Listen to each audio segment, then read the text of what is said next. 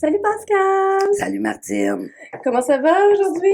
ça va très bien, là, d'autant plus que justement notre épisode de la semaine dernière, fait que si jamais vous avez apprécié vous aussi, mais oubliez pas de cliquer j'aime à nos vidéos. Absolument.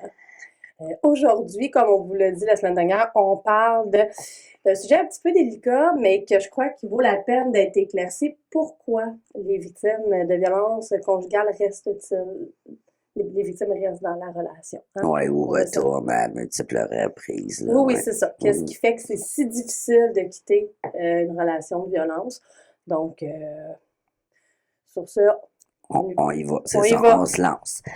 Donc, évidemment, il y a plusieurs facteurs, tu sais, qui expliquent cette difficulté-là. D'abord et avant tout, j'aimerais dire que dans un contexte de relation amoureuse, là, ben, à la base, on l'aime, cette personne-là, Ah oui. tu sais. Fait que ça peut sembler très banal, mais quand on aime quelqu'un, on n'a pas nécessairement envie de quitter cette personne-là et on voit la personne dans son ensemble. Donc, évidemment que la personne n'est pas toujours désagréable ou violente, etc. Fait qu'il peut avoir là, vraiment des super belles périodes d'accalmie ou même de joie ou de rehaussement, entre guillemets, là, dans la relation. Puis c'est justement à travers ces périodes-là qu'on a déjà abordé avec le cycle que ça nourrit puis que ça alimente là, l'espoir justement de que cette personne-là de qui on est devenu amoureuse est pas partie, est pas perdue, est encore présente là. Fait qu'il y a beaucoup ça au départ, tu sais, qu'il faut prendre en compte. Ce que j'aimerais rajouter, c'est aussi que c'est pas écrit dans le front des personnes en lettres de néon. Je vais te donner une relation violente, là. Mhm. Je veux dire, ces personnes-là, ils ont séduit l'autre. Il y a eu il y a eu tout un avant, là. Je veux dire, cette personne-là s'est pas montrée sous son vrai jour, là. Tu sais, Non. visiblement, c'est pas ça qui s'est passé parce que, tu sais, dans le fond, je veux dire, je dis pas que ça n'arriverait pas que du monde irait, là. Mais je veux dire, si le monde se promenait avec une pancarte, violence conjugale potentielle, euh, Non, non, mais c'est on se ça, c'est sauverait en fait. courant, Tout là. à fait, tout à fait. On irait pas se jeter, pardon, dans la gueule du loup, comme on dit, là. Fait que, effectivement. Puis, c'est ça.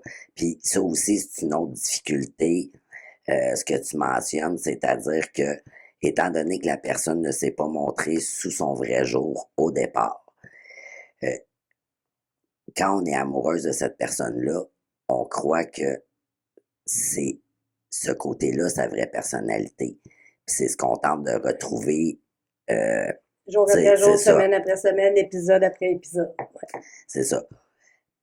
Parce que tant aussi longtemps qu'on n'est pas conscient, consciente que c'était une stratégie de manipulation au départ pour développer notre sentiment, notre attachement, notre engagement envers cette personne-là, ben c'est ça. La victime veut toujours retrouver ce qu'elle a connu au départ.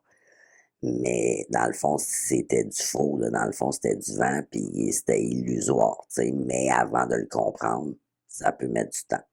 Oui, puis ce que j'aimerais ajouter aussi, c'est que autant qu'il peut y avoir des relations où est-ce que la personne a des comportements violents dans sa relation, puis se montre sous un bon jour, puis tout le kit, autant que des fois la violence peut commencer pendant la relation parce qu'il est arrivé un événement X, Y, Z, puis la personne euh, ne s'adapte pas et utilise comme stratégie la violence pour contrôler sa situation et ça dégénère, là. Mhm. Ça arrive aussi, là, il y a plusieurs types de formes de violence conjugale, là. Il y a des personnes qui sont violentes en général, que c'est la façon qu'ils ont été élevées, peu importe, là, on en a déjà parlé de pourquoi on peut, mais des fois c'est un événement. Fait que quand ça arrive comme ça, souvent c'est là, oui, mais j'ai passé 10 ans avec sans que ça soit arrivé. Là, il va pas bien. Fait que pourquoi je le laisserais tomber? Mhm.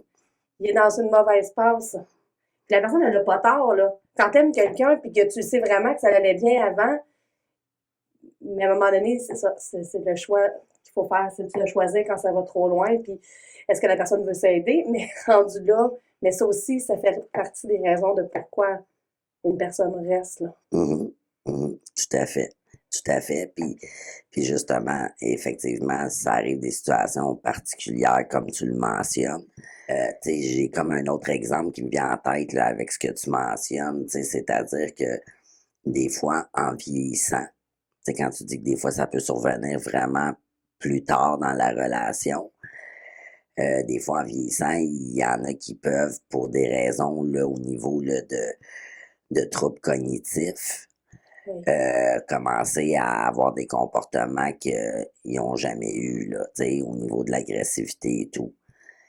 Mais ça aussi, même si je comprends et conçois totalement que, comme tu dis, c'est un engagement, loyauté, sentiment amoureux et tout, mais il faut aussi, tu sais, tout le monde a des limites à quelque part, puis peu importe la raison, que la personne soit 100% responsable de ses agissements ou que ce soit malheureusement une conséquence d'une maladie X, euh, c'est quand même pas une justification pour subir ça, tu sais. Mais je comprends que c'est ça, c'est très difficile et souffrant comme situation. Euh, Bref, il y a aussi, comme on, là, je me souviens pas, là, c'est dans quel épisode, là, mais on a parlé que la violence peut souvent commencer dans les premières relations amoureuses, lors d'une première grossesse et tout.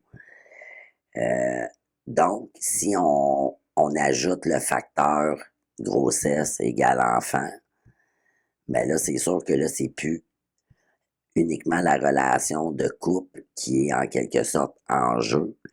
C'est La comme la famille. famille.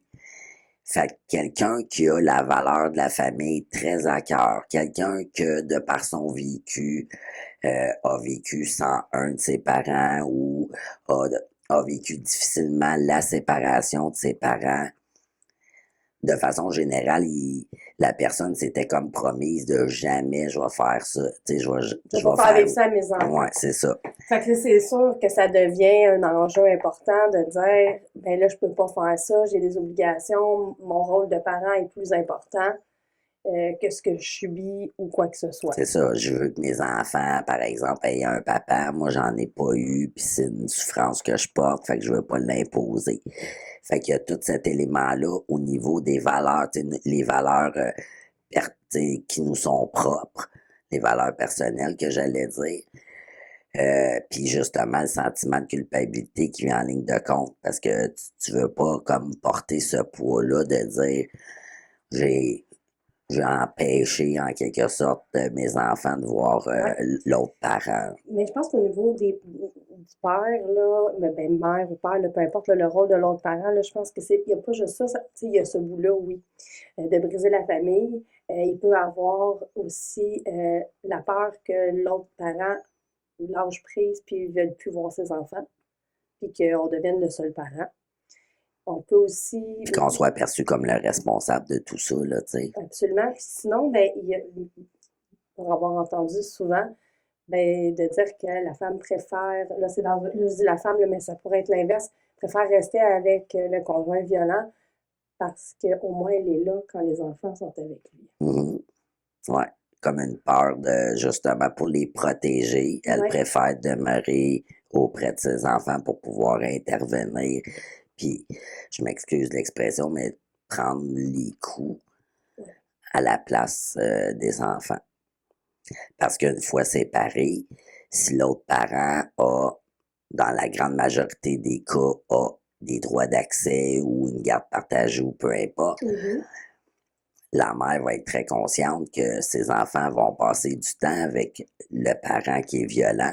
Connaît le tempérament de cette personne-là parce que le parent peut-être qu'il est déjà énervé quand les enfants font des trucs, mais que c'est tout le temps elle qui pallie. Dans le fond, qui enlève les enfants du chemin, qui va les porter dans leur chambre, qui leur demande « ne faut pas parler fort ». Tu sais, là, on parle vraiment d'une dynamique de violence familiale et conjugale, tu sais, je veux dire, intense, où est-ce que la mère doit tout faire, doit même faire taire ses enfants. Donc, dans l'optique de savoir que ses enfants vont se ramasser tout seuls avec lui, ben, c'est beaucoup plus dévastateur que de penser de rester. Ouais, parce que là, il y a comme la victime, dans le fond, a un certain contrôle sur la situation, là. Je sais pas si je suis clair dans mon propos, mais dans le sens que elle est là pour observer, elle est là pour réagir dans l'instant présent, là. Absolument, tandis que là, si elle n'est pas là, ben qu'est-ce qui va se passer? Mhm. Puis, on va pas se le cacher, ben c'est pas parce que tu as peur que tes enfants soient seuls avec ton ex que le juge va pas accorder la garde partagée. C'est ça. C'est pas de même que ça Non. marche. Fait que, tu sais, pour démontrer, parce que sinon, ça serait bien trop facile d'enlever la garde d'un parent. Pour enlever la garde d'un parent, il faut démontrer ce qu'on dit. Mais comme on l'a nommé dans le contrôle coercitif, des fois, on peut pas le prouver. On peut pas le démontrer. Non, c'est ça. Donc, Parce qu'il n'y a pas de preuves tangibles. Fait qu'on Ouais. a les mains liées. Fait que est-ce que ça se peut que ça soit la solution qu'on prenne? Est-ce que ça se peut Temporairement, là, tant que les que enfants ça soient... vieillisse? Ouais. Oui. La stratégie de survie. Mhm. Et de protection, là, tu sais, Oui. aussi, c'est ça. Fait que ça, c'est vraiment un enjeu qui est non négligeable, puis que c'est quand même une des raisons qui revient souvent sur le fait de ne pas quitter la relation de violence. Ensuite de ça, là, je parlais de l'espoir tout à l'heure. Ben, c'est ça. On dit tout le temps l'espoir qui change ou qui redevienne comme avant. Fait que l'espoir, c'est un sentiment qui est très présent. La peur, c'est un sentiment qui est également très présent. C'est ça, tu sais, dans certains cas, les victimes sont terrorisées, là. Fait que la peur, ça peut paralyser, là, en quelque sorte, Ben, là. on a parlé là, des réactions possibles à Mhm. la peur, puis de figer. C'est une de celles-ci. Puis, absolument. Puis, tu sais, comme on a parlé la semaine dernière, quand le contrôle il est partout, ben, on n'en voit plus de sortie, on n'en Mhm. voit plus rien. C'est comme si on était résigné, comme si on subissait puis qu'on n'avait pas d'autre option que On de n'avait pas subir. de pouvoir, là, sur la situation, Puis c'est ça. on a peur parce que dans notre perception des choses, ben, les choses qu'on aurait à faire pour se sortir de là sont tellement gigantesques. Ouais, parce que souvent, tu sais, je veux dire, les personnes qui vivent ça, ils en arrivent à être détruites, là, psychologiquement, là. Fait que, euh, si t'es en dépression ou ne serait-ce que justement ton estime de soi là, qui est au plancher, là, mais de trouver la force, l'énergie de mettre des choses en action, ça peut sembler très simple là, pour monsieur, madame, tout le monde, mais c'est une montagne là, tu sais, là, à leurs yeux. Fait que c'est vraiment pas évident cet aspect-là non plus. Il y a également tout ce qui est les enjeux financiers. Ah, Évidemment, tu sais, ça a l'air, encore une fois, très banal. Mais si, c'est ça, c'est la victime a pas d'emploi. C'est difficile là, de se dire, ben là, si je quitte, je me retrouve où? Puis comme on a déjà parlé, les stratégies, c'est souvent d'isoler la victime. Fait que si la personne, elle a pratiquement plus de réseau social, où elle va aller? Avec quel argent elle va survivre ou même nourrir ses enfants dans le cas d'une maman avec ses enfants, par mhm. exemple. Donc, c'est ça, là, tu sais, puis en même temps, tu veux pas non plus retirer les avantages, mettons, financiers que tes enfants étaient habitués d'avoir, tu sais, de prime abord, là, je parle, là. Fait que si tes enfants sont habitués d'être inscrits dans plein d'activités sportives, qui vont, par exemple, à l'école au privé parce que le revenu familial y était bien, peu importe, ben là, tu as conscience aussi des enjeux et des répercussions que ça va avoir également sur tes enfants si tu prends la décision de quitter puis que ça, les finances, là, c'est difficile. Mais tu sais, pour poursuivre comme ça au niveau financier, là, tu sais, on va pas se cacher des fois qu'il y a des femmes que ça fait des années, là, ils ont élevé leurs enfants. Les enfants sont partis.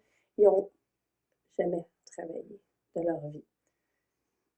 Puis là, qu'est-ce qu'ils vont avoir? Ben, c'est l'aide sociale. OK? Mais l'aide sociale, là, c'est même pas 700$ par mois. OK? Fait que, je ne sais pas ce qu'on peut penser, espérer vivre avec ce montant-là, là.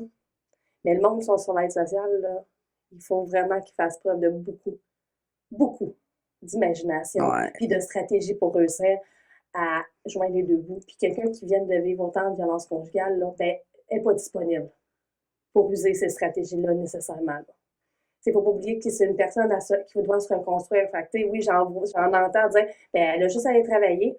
Mais quand tu n'as jamais travaillé de ta vie, que tu n'as pas d'expérience dans rien, que tu n'as plus confiance en toi, que tu es démoli de l'intérieur et peut-être même de l'extérieur, là, ben non. Non, c'est pas vrai qu'en un mois, tu vas avoir quitté une relation, tu vas peut-être trouver un logement, que tu vas peut-être trouver une job, puis que tout va être correct. Non, puis c'est ça. Puis justement, là, tu parles d'estime de soi, ben, d'aller en quelque sorte te vendre auprès d'un employeur avec un CV où est-ce qu'il y a peut-être un trou de 5 ans, 10 ans, 20 ans, dépendamment des situations. C'est ça, là, ça complexifie, puis ça peut alimenter le sentiment de honte, parce que là, je parlais d'espoir, sentiment de culpabilité. La honte est aussi un autre enjeu. Tu sais, quand tu vis de la violence et tout, d'oser l'admettre. Ouais. C'est ça, tu sais, d'oser l'admettre, c'est un énorme pas. Fait que souvent, ben, on peut avoir tendance à le cacher parce que on a honte d'admettre que non pas qu'on a accepté ça, loin de là, c'est pas le terme à utiliser, mais tu sais, qu'on a toléré ça, tu sais, à ce point-là, parce qu'on se tape nous-mêmes sur la tête, là, tu sais, une victime qui vit ça a tendance à se culpabiliser, justement, puis à avoir honte de pourquoi j'ai enduré ça, pourquoi j'ai laissé faire ça. Puis en plus de croire aussi qu'elle a peu de valeur, là, tu sais. Puis, tu sais, je veux dire, là, on peut rentrer dans des situations qui sont plus complexes, mais qui existent, tu sais. Dans le sens où je pense, admettons, une personne qui a vécu beaucoup de pauvreté quand elle était jeune, mais vraiment beaucoup, puis qui a manqué beaucoup de choses, puis qui rencontre quelqu'un que l'argent, c'est pas un problème, mais que la relation est violente, ça peut être un enjeu aussi, Mhm. de manquer de quelque chose. Quand tu as manqué de quoi dans la vie, là, moi, j'ai déjà manqué de bouffe, OK? Puis j'étais seule avec mon plus vieux, là. Je peux te garantir que chez moi, en ce moment, il y a de la bouffe partout dans les armoires, même que c'est ma stratégie de 2022, c'était de faire moins de réserves. OK? Parce que tu développes des conséquences à ça, là, Mhm. de manquer. Fait que, tu sais, si on parle d'une personne qui a manqué de tout, qui a dormi dans la rue, qui avait peut-être pas de place pour dormir, qui se lavait pas toujours, qui avait pas de vêtements propres, qui portait des vêtements trop petits, puis que là, tu te ramasses dans une relation où est-ce qu'une personne a de l'argent, t'as des vêtements, tu peux te laver tout le temps. Ouais, puis tu sais, puis j'aime ce que tu amènes parce que ça ramène aussi à ce que je mentionnais tantôt au niveau des blessures ou des traumatismes ou des souffrances qu'on a vécues souvent plus jeune. Je faisais référence à une séparation de ses propres parents, par exemple. Ben, c'est un peu ça. Si une personne a vécu dans la pauvreté toute sa jeunesse, puis du jour au lendemain, ben là, elle a pu à se casser la tête pour cet enjeu-là. Ben, c'est moins tentant aussi de retourner dans ce casse-tête-là, là, tu sais. Fait que, C'est parce qu'on en a parlé avec la pyramide de Maslow, là. Hein? Les besoins de base, là. ouais. Quand tu étais dans tes besoins de base, puis que là, ben, dans le fond, au-dessus, c'est la sécurité, ben, tu es quand même une coche au-dessus. Ta Mhm. sécurité n'est pas assurée parce que tu vis de la violence, mais tes besoins de base le sont. Ouais. Fait que c'est difficile d'aspirer à aller au sentiment d'appartenance puis de poursuivre dans la pyramide vers le haut, là. Mhm. Puis l'autre point que je voulais apporter aussi qui peut être lié à la jeunesse, là, parce que c'est des exemples qui me viennent en tête.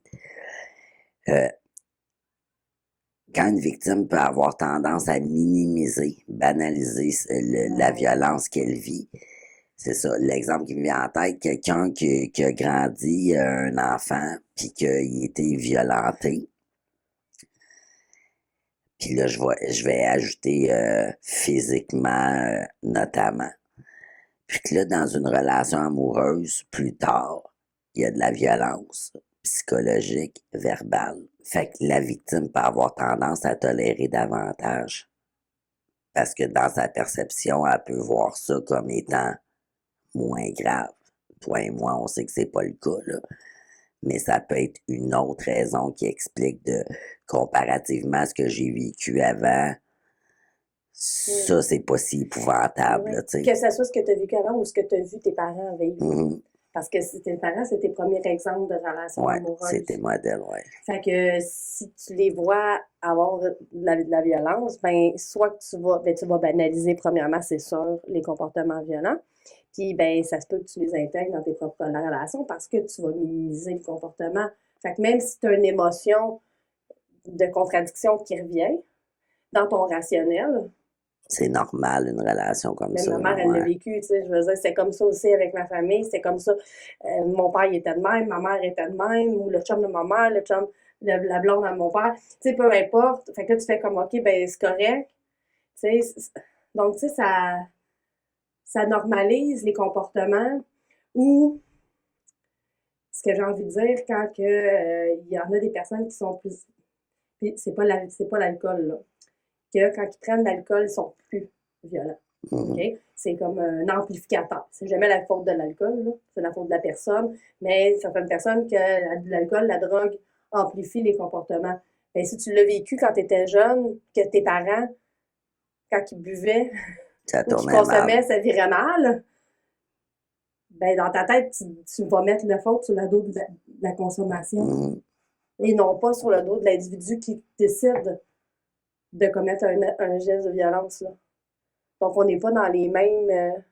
Ouais, puis tu sais, puis ça aussi, là, en tout cas, personnellement, ce que j'observe, là, avec les femmes qu'on côtoie, quand on parle là, de comme quoi c'est une décision et comportement, euh, plusieurs ont de la difficulté à adhérer à ce concept-là en disant, ben, ouais, qu'ils décident consciemment et tout. Bon, dans certains cas, c'est très calculateur, là, effectivement. Mais dans d'autres cas, comme l'exemple que tu donnes, peut-être qu'il se dit pas à l'instant présent, je vais faire exprès de faire mal, ça me tente. Mais le fait de consommer, ça enlève tous ces masques sociaux, en quelque sorte, où est-ce que, tu sais, tout le monde a une éducation de, tu sais, il faut se tenir de telle façon en société. Puis quand tu consommes, souvent, là, je cherche le mot, là, C'était mais son inhibition, là, dans le fond, t'as toutes ces plus, ouais. barrières-là, ben, ils tombent, là. Fait que, dans le fond, t'es juste toi, tu sais. C'est ton vrai toi qui sort, là. T'as pas tous tes masques, là, comme je dis, de société, là, pour être poli, pour bien paraître, etc. Effectivement. Puis, tu sais, il faut pas, comme tu parlais que les femmes ils ont de la difficulté parfois à comprendre ce concept-là, mais la violence, ça va toujours être un choix. C'est juste que des fois, sur des personnes, c'est pas nécessairement un choix éclairé, comme tu le nommais, mais c'est parce que ça fait partie de leur stratégie Mhm. depuis qu'ils sont jeunes.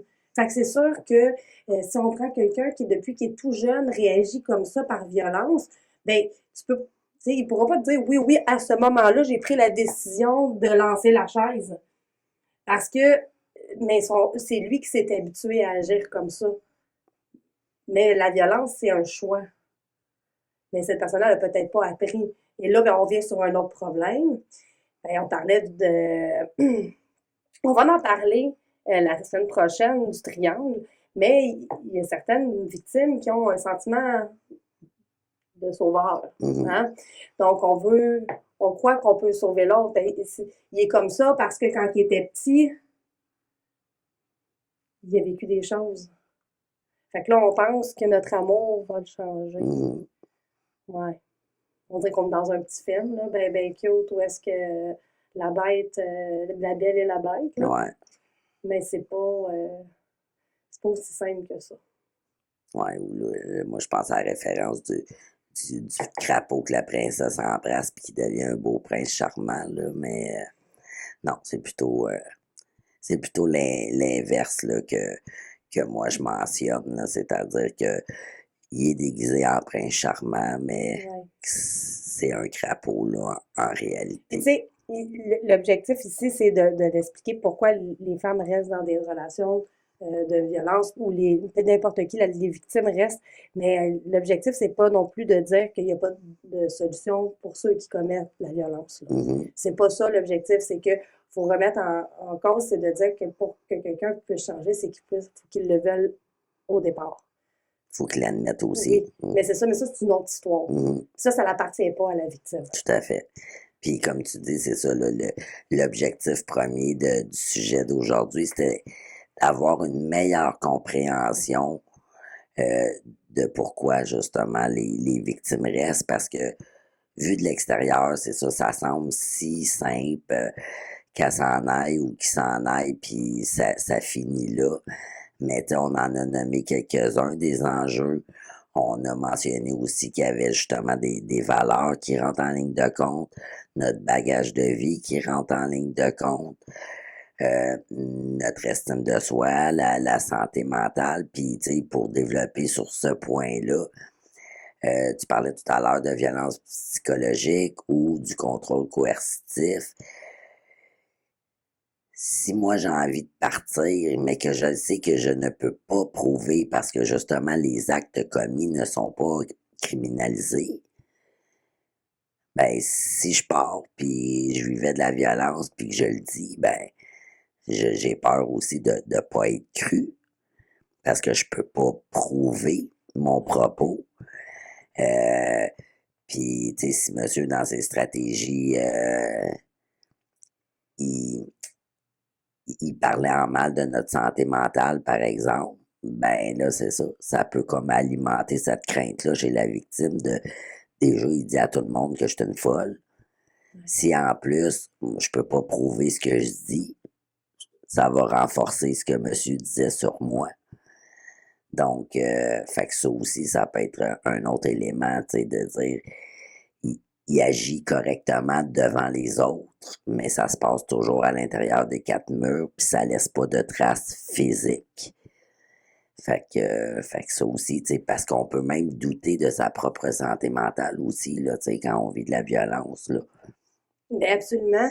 Puis quand on commence à douter de nous, puis qu'on commence à penser que c'est nous le problème, oups, on est comme, ben c'est moi, je suis pas correct, c'est moi la pas fine, ben il fait ça parce que je suis pas correct.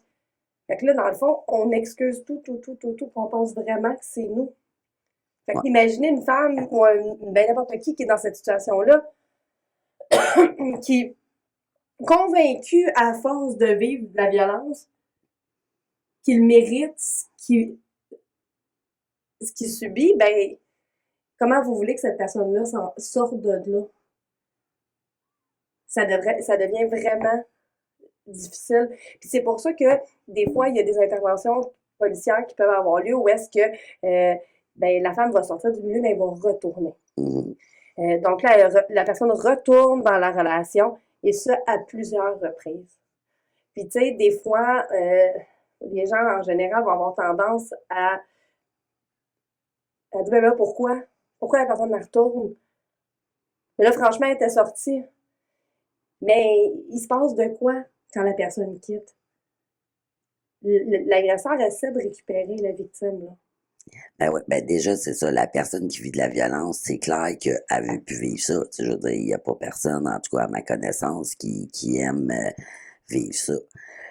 Euh, mais par après, suite à l'événement, quand il y a comme une séparation, que ce soit une séparation officielle ou bien une séparation de circonstances suite à une intervention policière, par exemple, faut pas oublier que la poussière redescend là, après coup de l'émotion intense de l'événement X. La poussière redescend. Fait que oui, il y a la stratégie de l'agresseur de un peu retourner dans le cycle, la lune de miel et tout, de faire des promesses que qu'il va changer, qu'il va entreprendre des démarches, etc. Mais, madame, comme je disais tout à l'heure, par exemple, bon, oui, il y a l'espoir, mais il y a aussi les enjeux, tu sais, que après coup, Ouais. elle peut vivre les répercussions de ces enjeux-là. On parlait notamment là, d'argent, de la famille. Tu sais, si t'es séparé, puis c'est très récent, puis t'es encore très vulnérable, puis que là, les enfants, ils pleurent parce qu'ils s'ennuient de l'autre parent. Fait que là, ça vient comme encore plus jouer sur ta fibre de culpabilité, de j'ai peut-être pas fait la bonne chose, mes enfants ils ont de la peine, en tout cas, tu sais, fait que c'est très, très, très, très complexe, là. Je sais pas s'il y a des petits éléments que tu voulais ajouter ou non, là, Ben, mais je veux ajouter le fait aussi où est-ce qu'on culpabilise la victime tellement souvent dans notre société, OK? Parce que malheureusement, les premières phrases qui vont être dites, c'est ben pourquoi t'es pas parti? Qu'est-ce que tu fais encore là? Donc, ça, c'est très, très. Ça victimise une personne, là. Donc, la personne se sent responsable d'être victime, là. Donc, ça, là, c'est pas bon. On en a parlé, là. bon, c'est pas un levier positif, Non, là, non, pour ça capable, fonctionne pas, justement. là. On en a parlé il y a quelques épisodes, là. Je me souviens pas. En tout cas, deux, trois épisodes passés. Donc, tu sais, je veux dire, ça, c'est la société en général qui fait vivre ça. Fait que c'est sûr que quand tu te sens coupable d'être une victime, je veux dire, là, la honte prend encore plus de place, comme tu le mets tantôt, là. Je veux dire, tu dis que c'est ta propre faute. Puis sinon, ben, malheureusement, tu sais, je veux dire, oui, on a parlé de la peur, tu sais, des menaces, tout le kit. Mais, tu sais, des fois, ça va être des menaces de dire, je vais te faire perdre tes enfants. Ou une des menaces qui est malheureusement plus régulière, c'est, ben, si tu t'en vas, je vais me suicider. Je vais tout perdre, je vais me suicider. Recevoir ça, ça fait peur. Ça fait peur. Là, tu penses, si tu as des enfants, tu penses à tes enfants qui n'auront plus d'autres Mm. parents. Tu penses que tu vas être responsable du suicide. Ouais, parce qu'ils te L'autre, le laissent croire, là, ben c'est oui, ça puis aussi, ouais. tu vas avoir ma mort sur la conscience, ça va être de ta faute si je me tue. OK, je veux pas être plate, là, mais c'est des phrases qu'on entend Ouais. souvent, là. Donc, tu sais, comment que quelqu'un peut partir dans une situation comme ça? Ben, tu sais, c'est difficile, surtout que, tu l'as nommé au départ, il y en a de l'amour. Parce que si on n'aimait pas, Puis ça même, serait plus ouais. simple. Puis même si on en vient qu'à ne plus aimer, par exemple, dans certains cas, on a quand même aimé. Fait que, tu sais, comme humain, à la base, quand on a aimé quelqu'un, quand t'es une bonne personne, évidemment, t'as pas envie de cracher sur une personne que t'as aimée, d'autant plus, bon, si t'as eu des enfants avec, c'est quelqu'un qui va demeurer quelqu'un de présent dans ta vie, même si c'est de loin, là. Mais, tu sais, c'est ça. Fait qu'il y a vraiment tout ça à prendre en compte. Puis c'est ça, éventuellement aussi, on va faire un épisode sur justement Comment mieux aider? soutenir les Ouais. victimes parce que justement, pour défaire un petit peu toutes ces phrases-là qui manquent de délicatesse,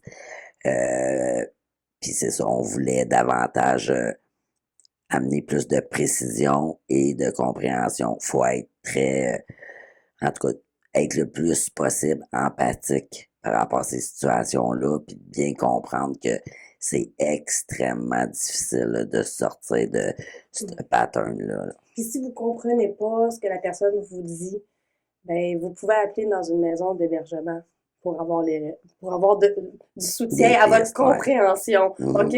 Ça fait partie de la mission des maisons d'hébergement. Vous pouvez passer par SOS Violence Conjugale pour connaître la maison la plus proche de chez vous aussi, là, parce que eux, ils recensent toutes les maisons du Québec. Donc, je pense que c'est important. Puis, dites-vous surtout que c'est pas simple. Le portrait que vous avez, c'est un portrait extérieur. Donc, il y a beaucoup, beaucoup de morceaux qui vous manquent. Puis, de penser que c'est simple, c'est de revictimiser la personne. Donc, Donc, je pense qu'on a fait le tour pour ce sujet-là. absolument. Où est-ce qu'on peut nous suivre, Martine? Bien, comme d'habitude, l'épisode sort en premier sur YouTube, ensuite sur les plateformes audio, que ce soit directement Buzzsprout, mais que je me plais à dire Buzzsprout, Buzzsprout, ouais. Spotify, Apple Podcast, Google Podcast, Amazon Music. Puis sinon, ben, sur tous les réseaux sociaux, vous pouvez nous suivre, puis on vous publie des choses là, de façon régulière, notamment sur Facebook, TikTok, Twitter et Instagram. Merci. Donc, moi, je vous invite encore une fois à cliquer j'aime, vous abonner, on compte sur vous, partagez les vidéos afin que plus de personnes puissent avoir de l'information sur la violence. Donc, la semaine prochaine, on vous parle du triangle. Qu'est-ce que le triangle? Surprise. Je vous le dis pas. Donc, je vous laisse sur ça. Donc, Prenez soin de vous. à la semaine prochaine. Bye bye. Bye.